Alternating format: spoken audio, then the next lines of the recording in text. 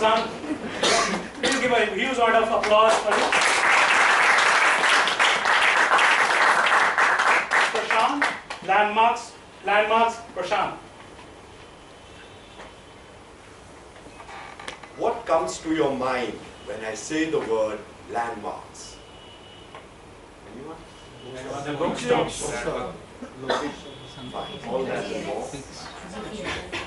Mr. Toastmaster, fellow Toastmasters, and dear guests. A landmark, in lay terms, is an easily identifiable building or structure that has been around for a while, which we use as a guide.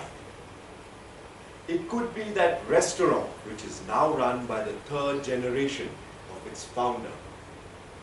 It could be that barber shop which has snipped and styled the hair of grandfather, father, and now son.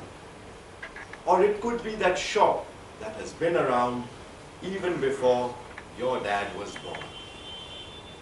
One such shop was Rhythm House, situated at Kalagoda. As the name suggests, it was a shop that sold music. If we think of Kalagoda as a necklace, Rhythm House was its dazzling pendant. A few weeks ago, I came across an article in the magazine section of my favorite newspaper, The Mint, in which some of Mumbai's prominent musicians and music critics were asked to give their reaction to the news that Rhythm House was closing down. I felt a stab in my heart, and the memories came flooding back. When I was a young lad, my dad used to take me there regularly. My dad raided the shelves from the latest, from Lata and Kishore. And me, I was just taking my first baby steps into the world of rock music, thanks to the influence of elder cousins. This was the place where I bought my first LP record of bands like Dire Straits and Deep Purple. LP records gave way to tapes of cassettes, which were later replaced by compact discs. The way we captured and consumed music changed, but Rhythm House was always there, nurturing our passion. But when music was reduced to an intangible file which could be conveniently downloaded on our mobile phones, Rhythm House had no answer and gave up the fight. Time, and technology wait for no man. It was time for me to pay my respects, make one last pilgrimage. On the day I went to Rhythm House, I was shocked to see that half of its shelves were bare. Whatever wares were remaining were at a discount, 30%, 50%, 70% off. The rock music section was confined to one corner, and as I made my way there, I felt a tap on my shoulder. I turned to see Mr. Karmali, the owner. Now Mr. Karmali is a walking encyclopedia of music, be it Indian classical or devotional or jazz or even EDM. He always had a valuable suggestion for his customers. And though he may not remember all of them by name, he always remembered their faces. We exchanged pleasantries, and he shook my hand and said, "Thank you for your patronage for all these years, for making the shop what it was." I had to respond, after all, I'm a Toastmaster, aren't I? I said, "No, Mr. Karmali, thank you for this shop. It wasn't just a landmark in Kalagoda. It was a landmark in my life."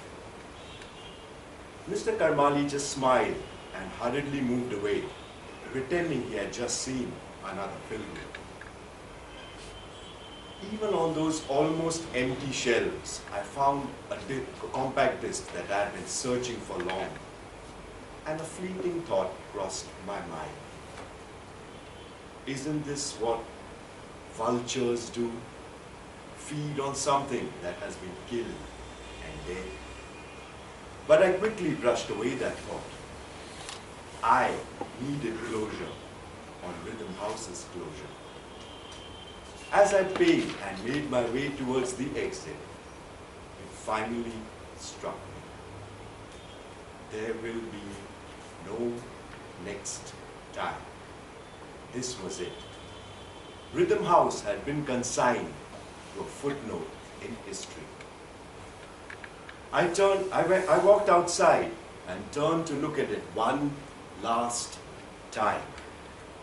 But the facade of Rhythm House was blurred, and I realized that this was because a familiar, salty fluid had filled my eyes. As I regained my composure, I thought, what good would mourning the demise of a landmark do? Instead, wouldn't it be better if I celebrated their existence?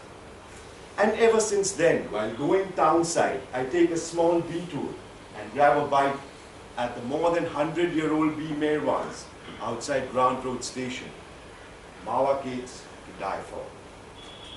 I take time to sit on the park bench installed more than a century ago by some rich businessman for the weary to rest before they move on.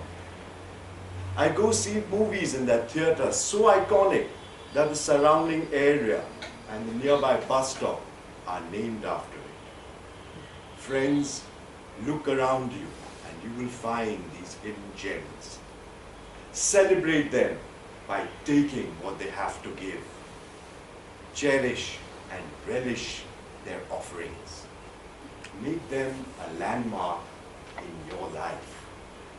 For who knows how long they will be around. As Lord Tennyson has so aptly penned, the old order changeth, yielding place to new, and God fulfills himself in many ways, lest one good custom should corrupt the world. Mr. Toastmaster.